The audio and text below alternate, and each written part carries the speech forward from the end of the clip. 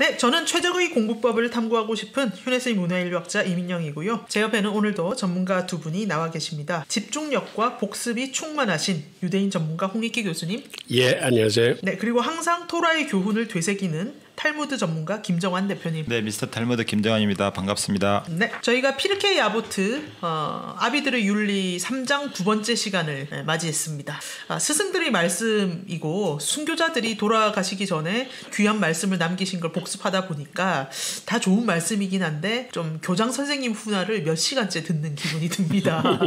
그래서 이 좋은 말씀을 어떻게 하면 재미있게 여러분에게 와닿게 전달해 드릴 수 있을까 늘 고민이 되는데요. 어떻게 하면 이 재미있게 이 현대인 애청자분들께 저희가 풀어낼 수 있을까요? 네, 저는 이제 제 의견은 뭐랄까요, 유대인들의 어떤 주변적인 이야기들, 유대인 학자들이든지 유대 현자들이든지 그 사람들의 개인적인 삶을 좀 많이 버무렸으면 좋겠다 그런 생각이 들어요. 뭐 그 사람들이 특별히 우리하고 또 다른 삶을 사는 것도 아니고 같이 뭐 인간이 할 수 있는 모든 일을 다 하고 그 다음에 조금 더 이제 토라라는 어떤 특별한 주제에 대해서 관심을 갖고 살았던 사람들이기 때문에 그 사람들의 삶 속에서 우리의 모습도 좀 투영해보는 그런 시간이 되었으면 좋겠습니다. 교수님 혹시? 예, 저도 뭐 비슷한 생각인데 이게 과거에 쓰여진 글이지만 이걸 어떻게 현대적인 시각에서 우리가 재해석할 수 있으면 그리고 우리가 잘 아는 사람들을 같이 소개함으로써 이게 좀 더 우리한테 친근하게 다가오게 할 수 있으면 하여튼 그 과정에서 우리들이 많이 노력해야겠죠. 네, 그럼 미시나 8절로 넘어가 보겠습니다. 바르토사의 랍비 엘라자르는 말한다. 하나님의 것으로 하나님께 바치라. 너와 너희 모든 소유가 그의 것이기 때문이다. 그리고 다윗도 그렇게 말했다. 모든 것이 주께로 말미암아 싸우니 우리가 주의 손에서 받은 것으로 주께 드렸을 뿐이니이다. 네, 이 엘라자르는 랍비 여호수아 벤 하나냐의 제자이고요. 나중에는 앞에서 나왔던 그 랍비 시몬 바 요하이의 스승입니다. 이 사람은 그 쩌다가의 사람으로 아주 잘 알려져 있어요. 기부를 그렇게 많이 하는 사람이에요. 그래서 그 구호단체에서 사람이 나와갖고 기부를 받잖아요. 이 사람만 보면 도망다녀요. 왜 도망다니냐면 네. 이 사람은 다 주거든. 그러니까 주면 땡큐죠. 뭐 땡큐인데 네. 워낙 많이 주고 네. 거의 뭐랄까요, 뭐 전 재산을 다 주다시피 하니까 부담스러워서 어이구야. 이 사람도 이 네. 랍비도 먹고 살아야 되는데 우리가 다 주면 오히려 이제 그 사람을 생각해야 되는 입장이 있는 거예요. 그 구호단체 사람들이 한 번은 맞아, 유대인한테는 그런 거 있어요. 너무 많이 기부하지 말라는 것도 있어. 보통 옛날에 유대인들이 11조가 보통이 아니고 있는 사람들은 5일조를 했어요. 네. 그런데 그거보다 더 많이 기부하려는 사람이 있어서 그거를 제도적으로 막어. 기부할 쪽에 자기의 그 위안이 걱정될 만큼 많이 주는 거는 잘하는 짓이 아니라고 하죠. 그래서 이 랍비가 이제 한 번은 자기 딸이 이제 결혼 정년기가 돼서 결혼할 때가 됐어요. 그래서 이제 사위 후보자도 보고 그랬는데 이제 결혼을 시켜야 되잖아요. 그러니까 어느 날 그 와이프한테 돈을 받아가지고 홀례품 그 결혼 준비를 하려고 시장에 갔죠. 그랬더니 마침 거기 시장 구석에서 또 그 구호단체 사람들이 와가지고 모금을 하고 있는 거예요.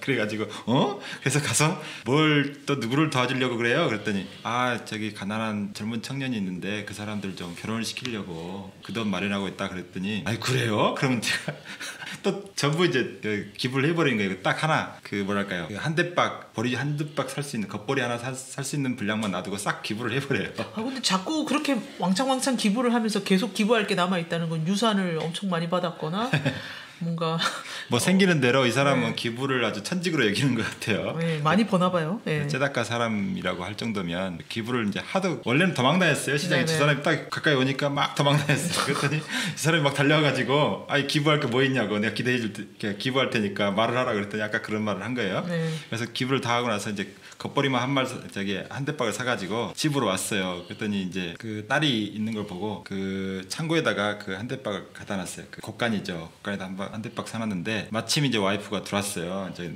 랍비의 아내가 들어와가지고 그 아버지 가서 시장에서 뭐 사왔디 그랬더니 뭐 겉벌이 한 대박을 사왔더래요.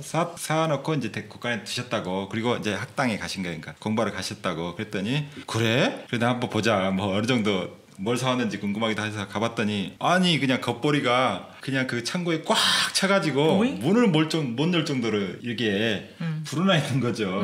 딸이 놀래가지고 분명히 한 대박이었는데 놀래가지고 이제 아버지한테 간 거예요. 아버지 가가지고 아버지 지금 놀랄 만한 일이 집에서 벌어졌어요. 막 기적이 일어났어요. 그랬더니 무슨 일인데 아버지가 한 대박 이렇게 겉벌이 사왔잖아요. 근데 가보니까 문을 못 열 정도로 이게 불어나 있더라. 놀래가지고 이제 딸이 이야기하니까 아 그래? 그럼 그 나머지도 그 한 대박 놔두고 전부 기부해라. 마르지 않는 샘물과 같네. 네. 하나님이 채워주시는 거지. 근데 바르토사가 어디예요? 잘 모르겠어요. 네네. 여기 어려운 질문을 하지 근데 여기 못하도록. 보면 그러니까 이제 하나님의 것으로 하나님께 바치라 너의 모든 소유가 그의 것이 이 사람 그런 생각을 갖고 살았던 사람이에요. 그러니까 이 사람은 이 말할 자격이 있는 거야. 네. 그죠? 네. 그래서 기부를 열심히 하고 살아라. 그게 예, 성경에도 나온다. 뭐, 다윗도 그렇게 했다. 그래서 기부가 그 모든 그 뭐랄까요 유대인들의 계명의 기초예요. 기초. 그러니까 제다카가 기초인데 613개 계명을 지켜야 되잖아요. 유대인들은. 네. 나머지 612개의 계명을과 그 제다카 계명의 무게가 같아요. 저울에 달아보면 그 계명 중에 또 3개가 있어요. 그 대표 계명이 612개의 계명과 같은 무게가 같은 계명이 3개인데 하나는 제다카 계명이고 하나는 안식일 계명이에요. 세 번째는 토라를 공부하라 계명이에요. 그러니까 이 세 계명은 그만큼 중요해요. 네, 이 세 계명은 그만큼 중요한데 여기서는 제다카를 얘기하는 거예요. 자, 그럼 미시나 10절로 넘어가겠습니다. 라삐 도스타이 바르 얀나이는 라삐 메일의 이름으로 말한다. 토라 학습의 어느 것이라도 잊어버리는 사람은 누구나 성경은 그것을 그가 그의 영혼에 죄를 짓고 있다고 간주한다. 왜냐하면 성경은 오직 너는 스스로 삼가며 내 마음을 힘써 지키라. 그리하여 내가 눈으로 본 그 일을 잊어버리지 말라라고 말하고 있기 때문이다. 이것은 그에게 그 공부가 너무 어려운 경우에도 적용되는가? 그렇지 않다. 왜냐하면 성경은 네가 생존하는 날 동안에 그 일들이 네 마음에서 떠나지 않도록 조심하라 라고 말하고 있기 때문이다. 그리하여 사람은 게으르게 앉아있지 않고 집중력과 복습의 부족으로 그것들을 그의 의식으로부터 멀리하지 않는다면 그는 그의 영혼에 죄를 짓는 것이 아니다. 네, 이 말씀도 토라 공부 열심히 하라는 거예요. 맞아요. 그래서 네. 계속해서 아까 말씀드린 대로 612개의 계명랑 합친 것과 이 토라 공부 이 계명이 그만큼 중요하다는 겁니다. 그러니까 모든 것의 기초예요. 모든 삶의 기초. 그러니까 유대인들이 어떤 인성을 갖추고 하나님의 뜻을 따라 사는 삶의 기초가 이 계명인 거죠. 그래서 이 성경을 공부하는 데 있어서 어떤 일이 있더라도 그 토라를 공부할 것이며 그걸 잊어먹지 않게 해서 계속 반복하라고 합니다. 그것도 집중력과 복습을 갖고. 예. 네네. 그러니까 이 말씀 하나가 뭐 대충 이렇게 막 건성으로 하지 말고 정말 집중해서 공부하고 그것을 잊어먹지 않도록 계속 반복하라는 거예요. 그래서 유대 교육의 그 방법론적인 측면에서의 매우 중요한 3R이 있어요. 3R. 네. 3개의 R. 네. 그게 별로 어렵지 않습니다. repetition. 반복. 반복입니다. 그래서 100번 반복하는 것보다 101번 반복하는 것이 더 낫다라고 할 정도로 반복으로 하는데 단 그냥 뭐 암송하듯이 반복이 아니라 이건 물론 13세 이전의 아이들한테는 주로 학가다 방정식이라고 했고 암기하게 합니다. 그래서 점층 암기법이라고 그래서 이런 거죠. 창세기 1장 1절을 외웠다. 그럼 오늘은 1장 1절만 외워요. 이틀째 다음날 외울 때는 2절까지 외워요. 1절을 외우고 그 다음에 2절 외우고 3일째는 1, 2, 3절을 외우고 네네. 4일째는 1, 2, 3, 4절을 외우고 뭐 이런 식으로 이렇게 그 외우거든요. 하나씩 덧붙여가면서. 네, 하나씩 덧붙여가면서 외우면은 나중에 뇌에서 어떤 일이 벌어지냐면 뇌가 암기회뇌로 바뀌어버려요. 오호라. 그래서 예를 들면 그렇게 쭉 해가지고 10장까지 외웠어요. 네. 그러면 10장까지 뭐 한 달이 걸렸다. 그러면 나머지 20장, 이제 10장을 외우잖아요. 그러면 5일로 줄어들고 30장 외울 때는 3일로 줄어들고 뭐 이렇게 하고 더 줄어들었고 나중에 뇌가요 완전히 이렇게 암기뇌로 바뀌면 한 번 보고 바로 외워요. 그 정도로 된다고 해요. 그러니까 우리가 뭐 유대인들이 창세기부터 저기 토라 전체 신명기까지 쭉 외우는데 시간이 많이 걸릴 것 같은데 처음에만 시간이 많이 걸리고 나중에 많이 걸리지 않는다고 그래요. 예, 그렇게 해서 충분히 외우면 좋은 게 뭐냐면 유대인들이 토론할 때 자기한테 이런 토라를 많이 암기하고 있으면 결정적인 순간에 하나님 말씀을 딱 하잖아요. 아하. 그러면 이겨요. 튀어나오겠네. 예. 이겨요. 예. 거기에 하나님 말씀에 대해서는 반박을 못 하거든요. 예, 그런 순간이 오면 하나님 말씀을 딱 한마디 하잖아요. 네, 알았어요. 저요. 상대방이 졌다고 손들어요. 그만큼 토론할 때도 굉장히 유리하기 때문에 많이 알고 있을수록 그런 말씀으로 이렇게 그 뭔가 증거를 제시하면 토론에 굉장히 유리하고 또 그래서 실력 있는 학생으로 또 취급을 받으면서 나름대로 뭐랄까요 성경 공부를 재밌게 할 수 있어요. 제가 그 평생 좀 어떻게 하면 효율적으로 게으르게 잘 살까 연구를 했는데 중학교 때 뭐 3시간 수면법, 나폴레옹 수면법, 마인드 컨트롤 공간에 뭐 위치를 잡아가지고 외우는 기억법 오만 걸 다 해봤는데 그 제가 외우는 거 되게 못하고 싫어하고 막 약간 경멸하기도 해서 되게 오만한 학생이어서 사회의 뭐 지리 같은 거 외워야 되는데 그거 안 되는 거예요. 그래서 자꾸 점수가 막 70점 80점 이러다가 어느 날 작심을 하고 이거 복습을 여러 번 해보자. 그럼 잘 되지 않을까. 그래서 수업 끝나자마자 한번 쫙 복습하고 이틀 있다가 복습 쫙 하고 며칠 있다가 또 복습하고 그걸 여러 번 했더니 쫙 돼서 이제 그다음부터 계속 100점이 나오는 거예요. 그래서 복습이 진짜 중요하구나. 수학도 그렇더라고요. 증명 한번 해보고 다음날 또 증명해보고 계속 여러 번 하니까 그냥 시험 때도 다 외우고 있어서 100점 나오고. 그래서 그 복습이 진짜 중요한 것 같은데 천재가 된 제롬이라는 책이 유대인들의 공부법을 담은 책이라고 하는데 거기서도 이런 내용이 나온다고 하더라고요. 그 반복을 하면서 기억과 복습을 하면 그 질문과 답을 주고받으면서 토론과 논쟁 방식을 쓰면 5번만 되풀이하면 혼자서도 질문하고 답을 하는 게 몸에 배어서 공부가 굉장히 잘 된다 뭐 이런 내용이 나온다고 하는데 교수님도 이 책 보셨다면서요? 아니 본 건 아니고 보려고 주문을 해놨는데 네네네. 우선 유대인들이 이렇게 토라를 공부하고 암송하는 거는 그들의 그 전통이에요. 전통. 그러니까 옛날서부터 자기 부모 세대로부터 그러니까 유대인 엄마들은 애가 태어나면은 아이가 알아듣듯 못 알아듣든 관계없이 그 토라 기도문을 아이 앞에서 함으로써 일종의 암송 교육을 해요. 그러니까 아이는 무슨 뜻인지도 모르면서 엄마가 하도 그 기도로서 토라의 내용을 이야기하기 때문에 이 쇠뇌 때 그런데 그게 일리가 있는 게 이 율법이 몸에 체화되는 거예요. 자기도 모르게 율법이 몸에 체화된다는 건 율법의 기본 정신이 체다카하고 미스파트인데 이게 성경에서는 여러 가지 단어로 쓰이지만 체다카는 사실은 정이라는 의미예요. 네, 기부라는 뜻으로 많이 쓰기도 네, 하지만 자선이나 기부로 쓰지만 우리가 자선이나 기부는 선택적인 관용적인 거라고 이해를 하는데 유대인 사회에서는 그게 의무야. 공동체에 약자가 있을 적에는 당연히 도와줘야 되는 거예요. 그러니까 자선하고는 약간 틀린 개념이에요. 그리고 미슈파트는 평등이라는 개념이거든. 세상의 통치자는 하나님 한 분이시고 하늘 아래 모든 사람은 평등하다는 건데 이 체데카하고 미슈파트 정신을 아주 몸과 마음속에 어려서부터 체화시키는 겁니다. 그러니까 토라의 공부를 이 랍비들이 이렇게 강조하는 이유는 그 공부를 통해서 율법의 정신이 내 몸과 마음속에 체화되기를 바라니까 그렇게 체화되기를 하려면은 사실은 거기에 몰입해야 되는 거지. 네. 공부할 적에는. 네. 네. 그런 의미가 담겨져 있다고 봐요. 네. 두 분 선생님들도 이렇게 복습을 통해서라든가 아니면 공부 효율을 높이기 위해서 특별히 쓰시는 방법 개발하신 거 있으신가요? 아니 뭐 특별한 건 없고요. 저 같은 경우는 이 페이스북이나 블로그에 그때 느꼈던 거 공부한 것들을 이렇게 써놓거든요. 네. 나중에 책을 쓸 때나 외부 강의를 할 적에 그런 게 많이 도움이 돼요. 그러니까 예전에 했던 것들을 찾아가지고 이렇게 편집을 한다거나 하는 식으로. 그리고 좋아요를 많이 받을수록 그 기억이 잘 되지 않나요?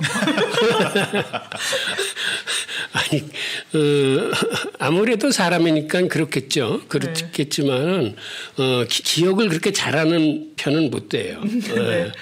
근데 기억이 안 되더라도 어렴풋이 그 그림은 그려지니까는 나중에 공부를 더하면은 뭔가 이 가닥을 잡아낼 수 있는 것 같아. 그래서 그거를 완벽하게 기억하거나 외우는 건 아니지만 이 큰 그림을 그려나가는 과정에 도움이 되는 것 같아요. 저도 페이스북 좋아하는 게 제가 뭔가에 대해서 글을 쓰면 집단지성 여러분들이 또 다른 각도에서 또 이렇게도 볼 수 있다. 이런 정보도 있다고 다다다닥 댓글 달아주면 입체적으로 사고하게 되면서 그 사안을 되게 깊이 생각하게 되고 좋아요를 받으면 기분도 좋아지고 해서 강렬하게 이렇게 학습이 되기도 하더라고요. 맞습니다. 저도 사실은 저 칼럼을 쓸 적에 일부러 사전에 내가 페이스북에 맞아요. 공개를 해요. 네네. 저는 좋아요. 꼭 지면에 누릅니다. 실리기 전에. 네. 그러면은 거기서 댓글 중에서 그쵸. 많은 거를 얻을 수 있어. 네. 그러니까 내가 잘못 썼다거나 틀린 것을 지적해 주시는 분도 있고 그쵸. 거기다 뭐 좀 더 다른 시각에서 봐야 될 관점이나 또 거기다 보완돼야 될 것들을 말씀해 주시기 때문에 하여튼 집단 지성의 도움을 받는 길이 이러한 그 SNS가 유용하게 쓰이는 것 같아요. 네, 이 집단지성 플랫폼을 만들어준 유대인 주커버그에게 다시 한번 감사를 전하고요. 저도 뭐 똑같이 지금 교수님하고 똑같은 방식으로 하고 있는데 뭐 암기는 좀 어렵고요. 저도 암기는 별로 안 좋아해서 카페가 있는데 제가 2010년부터 계속 자료를 축적해오고 있거든요. 하브루타 교육협회, 그다음에 강사 네트워크, 네이버에 있죠. 네이버에 거기 있는데 제가 생각날 때마다 머릿속에 이렇게 어떤 거를 써야 될지 이렇게 얼개가 대충 잡히면 바로 쓰고 그래요.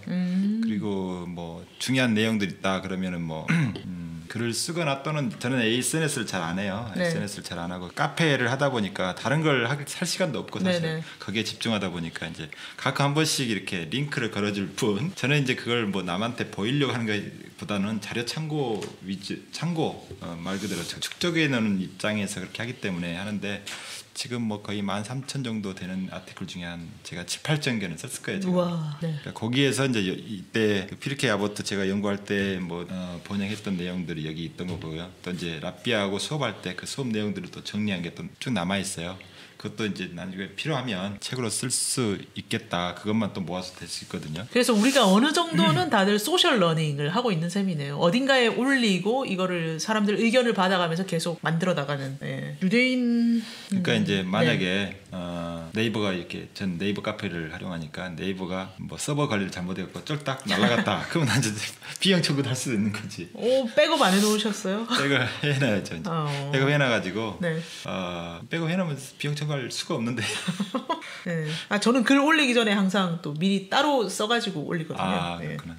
뭐 기억력이 좋아지는지는 모르겠어요. 그러니까 앞뒤로 이렇게 음률이라고 해야 되나요? 네. 유대인들은 그냥 공부할 때 그냥 플레인하게 쭉 그러니까 쭉 뭐 이렇게 리듬이 없으면 되게 지루하고 재미가 없잖아요. 뭔가 외워도 꼭 리듬을 맞춰서 해요. 그리고 이제 특히 안식일이나 이런 거 예배를 드릴 때 악기나 이런 걸 전혀 사용하지 못해요. 네. 그러니까 이제 목소리로만 하거든요. 칸토라 그러는데 그게 앞장서서 이렇게 인도하는 사람도 있긴 있지만 자기가 개인적으로 공부할 때도 이런 운율에 맞춰서 물론 배우기도 하겠죠. 뭐 시편을 외운다든가 할 때 운율이 있더라고요. 그래서 저도 한 번은 랍비한테 그 시편 23편 유명하거든요. 여호와는 나의 목자시니 내가 부족함이 없으리로다. 예, 그걸 한번 해달라 그랬더니 자기가 칸토 역할을 한 번 한 적이 있대요. 그래서 그걸 그대로 이제 음률에 맞춰서 이렇게 하는데 되게 그 악기 이렇게 소리가 안 들어가도 되게 듣기가 좋아요. 예. 그래서 이제 유대인들이 그 가수들 중에서도 유명한 가수들 많고 음악가들이 많은 이유가 이런 것도 있다고 하더라고요. 그러니까 악기 없이도 이 목소리만으로도 진짜 아름다운 소리를 만들어낼 수 있는 그런 능력이 있다고 해요. 그래서 그런 그 리듬에 맞추다 보니까 막 몸을 이렇게 했다가 저렇게 했다가 막 앞뒤로 했다가 이렇게 하잖아요. 앞으로 네네. 옆으로도 하고 막 이러는데 이거 동영상 찾아보면 정말 많이 나오죠. 예. 예, 그게 아마 자기들이 공부할 때 좀이라도 좀 덜 지루하고 좀 집중 더 할 수 있고 그런 것 같아요. 그렇게 하면 좀 더 집중이 잘 되는 것 같아요. 뇌 신경에 전반적인 자극을 줘가지고 뭔가 기억이 잘 될 것 같긴 해요. 예. 다윗이 원래 그 숨이라는 그 하프를 탔던 그 악기 연주가이자 시인이었어요. 왕인데도. 다윗 왕 스스로가. 네네. 전사이기도 하고 뭐 그분은 시인과 전사라는 책도 있어요. 오. 진짜 안 어울리는 그런 건데 네. 시편을 절반 이상은 다윗이 쓸 정도니까 그렇죠. 시인으로서도 엄청나게 대단한 능력이 있는 분이죠. 자, 11절입니다. 랍비 하니나 벤 도사는 말한다. 죄에 대한 두려움이 지혜를 능가하는 사람은 그의 지혜가 오래갈 것이요 지혜가 죄에 대한 두려움을 능가하는 사람은 그의 지혜가 오래가지 못할 것이다. 12절도 이어지네요. 그는 말하곤 했다. 선한 행위가 그의 지혜를 능가하는 사람은 그의 지혜가 오래갈 것이요 그의 지혜가 선한 행위를 능가하는 사람은 그의 지혜가 오래가지 못할 것이다. 뭔가 같은 말이 계속 반복되는데 죄에 대한 두려움 이야기하는데 네.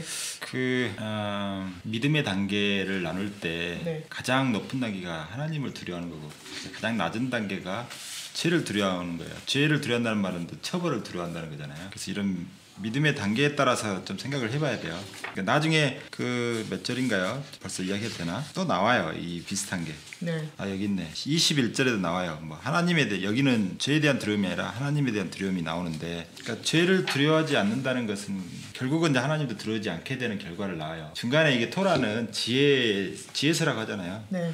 야, 이 구절이 죄에 대한 두려움이 지혜를 능가하면 지혜가 오래간다. 죄에 대한 두려움이 지혜보다 중요하다. 이런 걸로 읽혀요. 네, 토라의 어떤 지식, 토라로부터 얻는 여기 지혜는 나중에 호크마라고 그래갖고 네. 하나의 지식, 그러니까 정보로 이야기해요. 그러면 한국어에서 지혜와 지식이랑 다른 거니까 좀 지식으로 해야 되나? 근데 네. 그게 맞을 수도 있어요. 나중에 이제 지혜 나오고 지식 나오고 이해 나오는데 나중에 나와요. 네. 21절인가 그 나오는데 죄에 대한 두려움이 그러니까 그 성경 토라를 공부하다 보면 얻는 그 정보들이 있잖아요. 이걸 능가하는 사람은 오래 간다. 그게 오래 간다. 네. 그러니까 처음에 신앙생활 시작할 때 처벌 두려워서 시작하는 거 맞죠. 그리고 그런 두려움 때문에 토라를 공부하게 되고, 그리고 그렇게 공부할 때 그 토라의 지혜들이 계속해서 오래 간다 이 말이고, 그것 없이 죄에 대한 두려움보다는 뭐랄까요, 토라가 궁금해. 쉽게 말하면 지적인 욕구를 충족하려고 토라를 공부하면 그건 오래 가지 않는다 이 말이죠. 네네. 그래서 성경을 고전으로 공부하는 사람도 있잖아요. 믿음이 없으면 이게 좀 어려워요. 그 토라를 공부하는 게 그냥 글자 몇 개 읽는다고 될 일이 아니라 이게 말이죠. 저는 사실은 믿음이 잘 없을 때 물론 교회는 다녔지만 성경이 안 읽혀졌어요. 네. 안 읽혀지고 도대체 글이 이렇게 거의 수면제 수준. 아무리 읽으려고 해도 제가 네. 처음에는 그 4대 복음서 있잖아요. 네. 그 신약에 보면 4대 복음서 마가, 요한, 마태, 누가 이런 4대 복음서가 있는데 그거 별로 어렵지 않거든요. 이게 스토리라. 와, 그거 읽는데도 너무 힘들었어요. 읽어도 무슨 말인지 모르겠고. 그런데 이제 어느 순간 이제 우리는 이걸 성령 받았다고 그러는데 성령에 임하시고 나서는 그 말씀이 너무 재밌는 거야. 그래서 그 깨달음이요 완전히 달라져요. 그러니까 새로운 어떤 모멘텀, 어떤 그런 추동력이 생겨서 엄청나게 성경이 재밌습니다.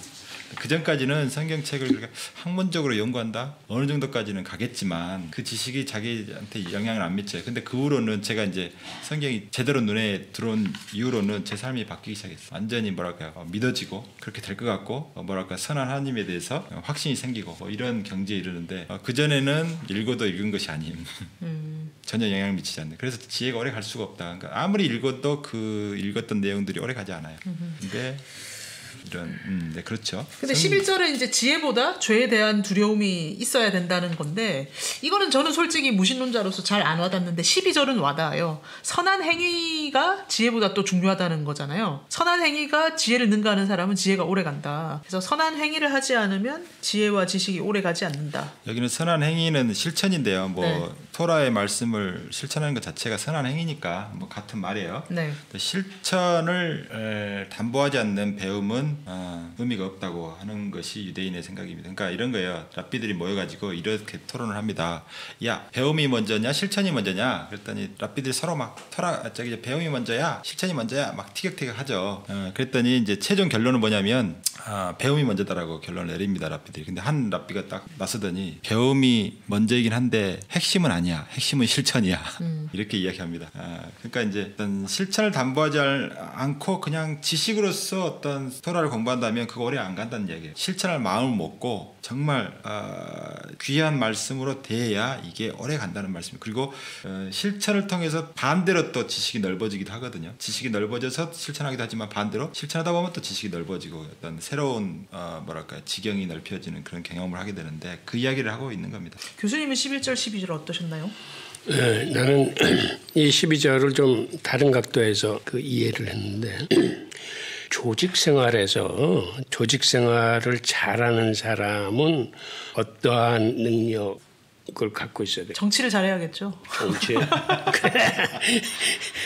이건 정확하게 틀린 말 같은데. 이건 조직 생활을 잘한다는 거는 두 가지 요소를 겸비해야 돼. 오. 하나는 능력입니다. 네네. 조직 생활에서 평가받을 수 있는 거는 그 사람의 업무 추진력과 일을 풀어나가는 능력이에요. 그런데 그 능력만 가지고서는 제대로 리더로 크기 힘들어요. 그렇죠. 뭐를 또 거기다 갖춰 있어야 돼. 리더십? 그게 인성. 네네. 그래서 나는 이거를 읽으면서 선한 행위는 인성이 바탕이 돼야 나오는 거야. 이걸 인성으로 봤고 네. 지혜는 일을 풀어나가는 능력으로 봤어요. 네. 그러니까 현대 조직생활론하고 이게 일맥상통한다고 봤는데 그래서 조직원으로서 커나가기 위해서는 자기의 능력치도 키워야 되지만 자기의 인성도 같이 커가지고 이게 두 기둥이 같이 받쳐줘야 돼. 그런데 조직원 중에서는 이 둘 중에 하나만 갖고 있는 사람이 많아. 그렇죠. 그래서 사람들을 평가할 적에 예를 들어서 그 사람 어때요? 라고 물으면 그 상급자가 뭐라고 얘기하냐면 사람은 좋은데 이렇게 얘기하면 어떻게 돼? 능력이 없고. 그렇지. 인성은 괜찮은데 능력이 못 받쳐주네 이런 말이야. 네. 이번에는 반대로 그 친구 일은 잘하는데 이렇게 되면 어떻게 돼? 능력은 있으나 그렇지. 인성이. 그러니까 능력과 인성이 같이 받쳐줄 적에 그 사람이 크는 거야. 그래서 이제 그게 이제 승진되거나 이런 걸로 나타나는 건데 이게 관리자로 올라가면 올라갈수록 어느 게 더 중요하지? 인성이 중요하겠죠. 맞아요. 그때는 인성이 중요하죠. 왜 그러냐면 그때는 리더십이 있어야 되는데 아랫사람들이 따르는 건 그 사람의 능력보다는 인성을 존경해서 그 사람한테 다가가는 경우가 많고 또 인성이 좋은 경우에는 다른 부서하고 화합적으로 협조가 잘 돼. 그리고 아래, 위, 옆으로 커뮤니케이션이 잘 돼. 즉 일종의 그 사람이 덕이 있으니까는 사람들이 같이 이렇게 품어주는 거지. 그러니까 초년병 시절에는 능력이 중요하고 위로 올라갈수록 인성이 중요한데 중요한 거는 둘을 같이 갖고 있어야 된다는 점이야. 그래서 12절에서 얘기하는 게 즉 인성이 능력보다 오래가고 중요하다는 거를 얘기하는데 현대 조직생활론에서는 두 개가 다 같이 중요하고 나중에 관리자가 될수록 인성이 더 힘을 발휘한다라는 거를 이기절이 얘기를 해주는 거죠. 저는 하나 더 하고 싶어요. 능력, 인성 플러스 건강. 제 친구가 능력도 좋고 인성도 좋아요. 그래서 일감 정말 많고요. 능력도 좋으니까 능력도 좋으니까 당연히 두 가지가 결합돼 있어서 서로 일 맡기려고 해갖고 정말 돈도 잘 버는데 중요한 거는 너무 인성이 좋다 보니까 사람들과 잘 어울려. 그러다 보니 술을 많이 마시고 또 담배도 많이 피우다 보니까 결국 건강이 별로. 절제를 못했네요. 탈무드에서 절제하라고 하는데. 그러니까 사람들하고 어울리다 보니까 이 사람 거절을 잘 못해요. 그러다 보니 이 사람이 술자리 나와라 그러면 나오고 다 이렇게 모두 좋게 잘하려고 하다 보니 건강이 좀 안 좋더라.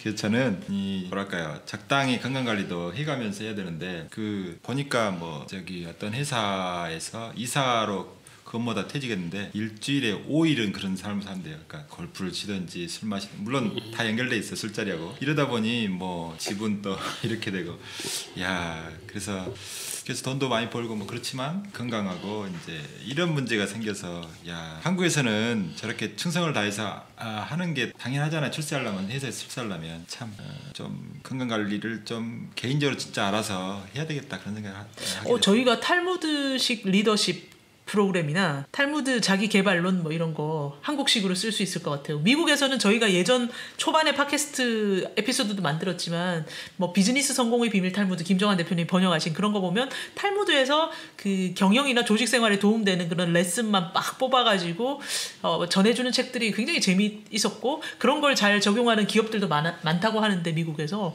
한국에서도 이런 것 좀 뽑아서 우리가 만들어봐도 괜찮을 것 같다는 생각이 갑자기 들었습니다. 아니 그게 일리가 있는 게 내가 직장 생활할 적에 돌아다닐 적에 이제 관리자로 승진하고 나서 그런 관리자들을 교육을 드려보내. 그래서 내가 2박 3일 동안 합숙 교육을 받고 나왔는데 나오면서 내가 3일 동안 배운 거를 정리, 요약을 하니까 바로 이 능력과 인성이더라고.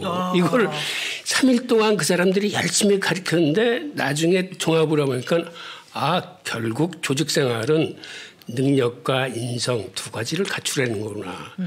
2박 3일 보내는데 조직회에서 그 300만 원 교육비 들었거든. 네. 내가 이거 300만 원 듣고 깨달은 거야. 능력과 인성이. 저는 저 첫 직장이 LG전자였는데 LG 교육 그 그룹사 교육 한 달 받고 그다음에 전자 또 교육 한 달 받고 2천만 원짜리 교육을 2달 동안 받았어요. 근데 결론 마찬가지예요. 능력과 인성. 네. 저희가 뭔가 하나 만들어야겠네요. 네. 자, 그러면 미슈나 13절로 넘어가 볼게요. 계속해서 랍비 하니나 벤 도사가 말하고 있는데요. 그는 말하곤 했다.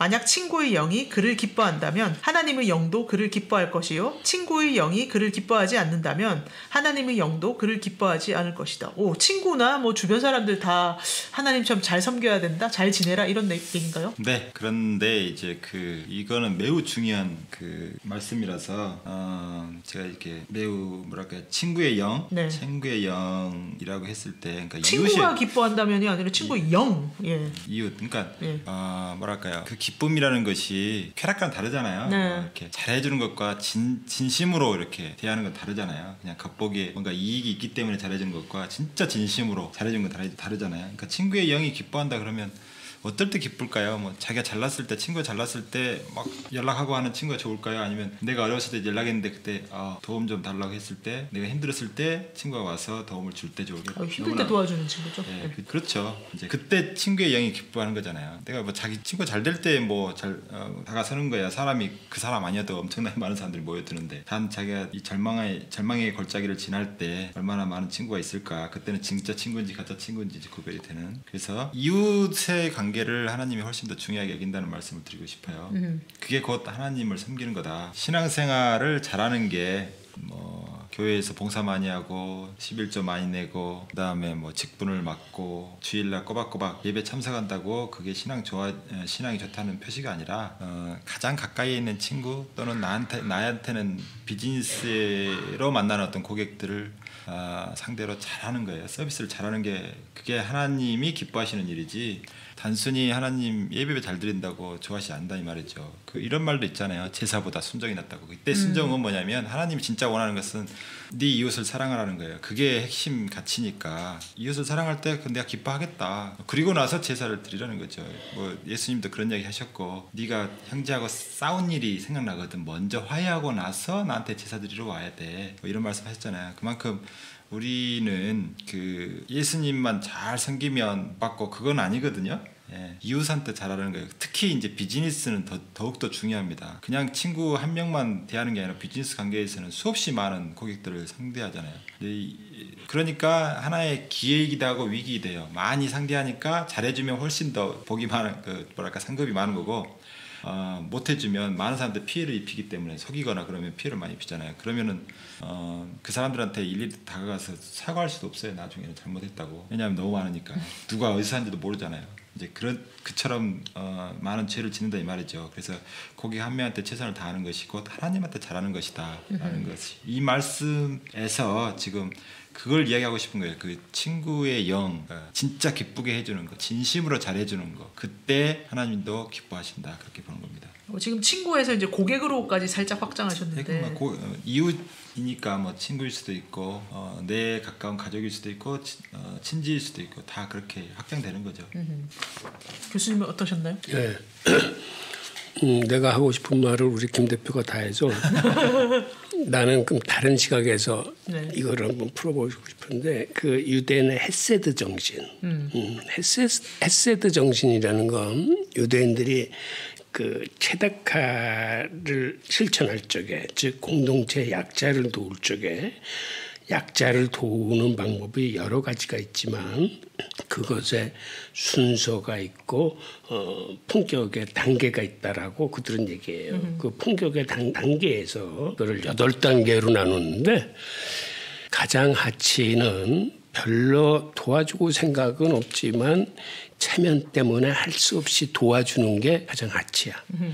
그리고 그 사람이 모르게끔 도와주는 게 한 중치쯤 되고, 가장 바람직한 도움은 혼신의 힘을 다해서 헌신적으로 도와주는 거. 예를 들어서 도움에는 여러 가지 종류가 있지만 물질적인 도움에 더해서 정보를 제공하고 정신적으로 도와주고 그 사람을 도와줄 다른 사람들을 연결해주고 그다음에 만약 그 사람이 사업을 한다면은 어떻게 마케팅을 해야 될지 홍보를 해야 될지 어떻게 상장시켜야 될지에 관한 전문가들을 연결시켜 주는 거예요. 그러니까 한마디로 그 사람이 자립하고 성공할 수 있게끔 자기의 모든 노력을 다해서 보상을 받을 생각을 하지 않고 그 보상은 나중에 하나님한테 받는 이렇게 도와주는 거를 유대인들은 헤세드 정신이라고 그래요.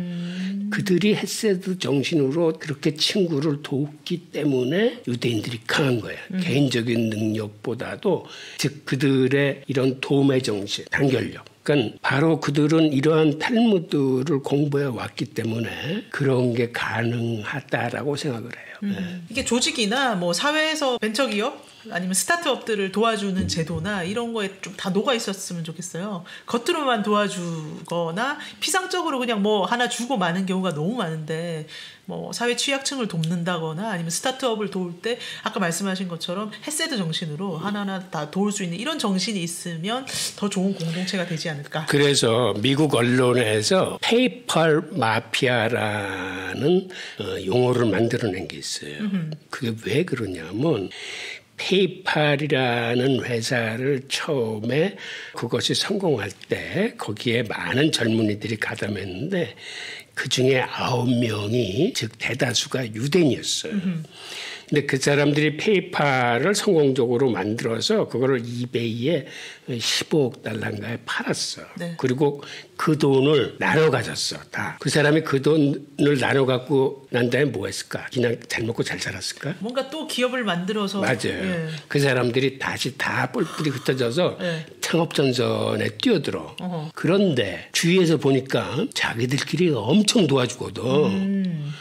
그래서 도와주는 게 마치 마피아들이 도와주는 것처럼 도와준다고 그래서 언론에서 만들어낸 용어가 페이팔 마피아야. 아, 좋은 뜻이네요. 네. 그래서 페이팔 마피아로 해서 그 후에 어떤 기업들이 탄생한 줄 아십니까? 뭔가 엄청난 기업들이겠네요. 유튜브, 링크드인과 어머. 같은 그 외에도 내가 지금 회사 이름은 생각이 안 나는데 대부분의 사람들이 다 성공을 해. 그리고 그 하나하나가 다 유명한 기업이자 유명한 컨설팅 회사자 그다음에 벤처 캐피탈리스트랑 여러 종류로 자기 방면에서 다 거의 성공을 하는데 그 힘이 바로 헤세드 정신이야. 그러니까 누구 하나를 도와주자 그러면 이 사람들이 떼거리로 달려들어서 완전히 그 사람을 성공시켜. 네. 그러니까 사람이 혼자서 할 때하고 그쵸. 주변의 친구들이 그렇게 떼거리로 헌신적으로 도와주면은 저게 틀려지는 거지. 그리고 같이 모든 좋은 아이디어를 토론하면서 다 내죠. 그래서 성공을 시키는 거야. 네. 여기에 그 유대인의 어떤 그 무서운 힘이 있는 건데 그게 바로 지금 얘기한 이 규절에서 나오는. 이게 그 제다카가 상당히 사람의 정신을 고양시켜줘요. 네. 높은 단계로 높여준다는 거죠. 네. 그러니까 이제 그렇게 자기 있는 것을 내줄 정도면 기본적으로 자기의 이기심을 이제 이렇게 누르는 거잖아요. 이렇게 좀 인격이 된 사람들이 하는 거예요. 그러다 보니 이 사람들이 이제 서로 도와주면 또 그 도와준 사람이 또 베풀 거라는 걸 알아요. 그렇기 때문에 그런 걸 좀 믿고 도와주는 거지. 만약 그 사람이 막 이기적으로 한다 그러면 안 도와주지. 사람이 알잖아요. 그러니까 이만큼 그 신사적인 협정이 돼 있는 거예요. 근데 유대인들은 이건 전통적으로 그런 그 문화를 갖고 있어요. 그러다 보니 한 유대인이 성공하면 다른 유대인을 도와주고 또 그 유대인은 다른 유대인을 도와주고 또 자기들끼리 또 돕고 막 이러다 보니 유대인이 성공한 사람이 그렇게 많을 수밖에 없고 노벨상도 뭐 지네들이 세계적인 업적을 남겨서 뭐 그것도 좋은 연구를 많이 해서 그렇기도 하겠지만 노벨상을 서로 밀어주잖아요. 서로 추천도 해주고 뭐 이러다 보니 많이 매년 나오는데 우리는 그게 없어요. 그러니까 사촌이 너를 사면 되게 배 아파해. 시기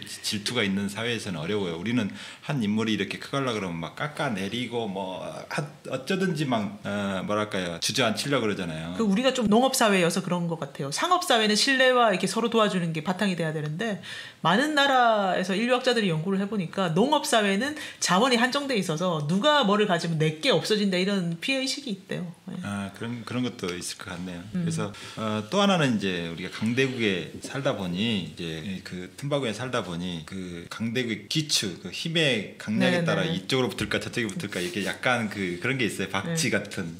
뭐 이건 나쁘게 이야기하면 좀 그런데 그러다 보니 그걸 절개를 지키는 사람이 있고 안 지키는 사람이 있으면 지키는 사람이 뭔가 잘 되면 안 지키는 사람이 뭔가 잘 되면 되게 기분 나빠하고 뭐 이런 우리 안에 그런 게 좀 있더라고요. 우리 역사에서 그런 사례가 되게 많잖아요. 그런 시기 질투가 일어날 수밖에 없는 사회 환경도 있다 이 말이죠. 근데 유대인들은 뭐랄까 그 고난을 당하다 보니까 단결할 수밖에 없는 이유가 훨씬 더 강해요. 그 인앤아웃인가 뭐 만화 영화 보면 그 슬픔이와 행복이 뭐 나오는데 이 슬픔이라는 게 단결하는 힘이 있어요. 그러니까 우리가 그 성경에도 보면은 잔치집보다는 장례집을 먼저 상갓집을 먼저 가라 하는 이유가 굉장히 많이 위로가 되거든요. 고맙게 여기고 그러다 보니 이제 그 사람 도와주고 싶어 그렇게 이제 자기가 도움 받았기 때문에 도와주고 싶은 마음을 들게 하잖아요. 이제 그런 것이 이제 문화로서 정착되다 보면 사람들이 이렇게 정신이 고양되고 그러다 보면 도와주는데 전혀 이렇게 꺼리낌이 없어요. 그러다 보니 그런 사람들이 만나니까 수준이 높아지는 거죠. 뭔가 이런 거를 우리 문화에 어떻게 접목을 시켜서 좀 좋은 사회적 방향을 만들어낼 수 있을까 이런 생각도 살포시 듭니다. 네. 혹시 애청자분들에게 더 하실 말씀 있으신가요? 이게 텍스트로 좀 보여지면 좋은데 말로만 들어갈 거는 좀 쉽지는 않을 것 같아요. 어쨌든 그래도 중간중간 듣다가 조금 모순인데 또는 이해가 안 되는데 그런 게 있으면 댓글로 달아주시면 제가 답할 수 있는 거면 친절히 답해드리겠습니다. 네, 저희는 책을 꼭 써야겠네요. 네. 제가 운영하고 있는 카페가 명칭이 어떻게 되죠? 하브루타 강사 네트워크예요. 네. 거기에 들어오시면 회원이 되시고 그 키워드를 넣으시면 관련 자료들이 많이 있고요. 그러니까 피르케 야보트는 하나의 섹션으로 돼 있으니까 왼쪽에 메뉴에 피르케 야보트 섹션을 찾아보시면 관련 내용들이 찾아볼 수 있는데 단 지금 여기서 이야기하는 내용이 다 들어있진 않아요. 그러니까 이거는 그 방송으로 좀 참고하시고 그 기본 내용 그 텍스트는 거기서 찾아보시면 될 것 같습니다. 네. 여러분은 어떻게 생각하셨는지 그리고 또 무엇을 알고 싶으셨는지 좋아요와 구독과 댓글로 마음을 표시해 주시면 다음 편에 더욱 충실하게 찾아뵙도록 하겠습니다. 감사합니다. 감사합니다. 고맙습니다. 잠시 쉬다가 또 다음 거도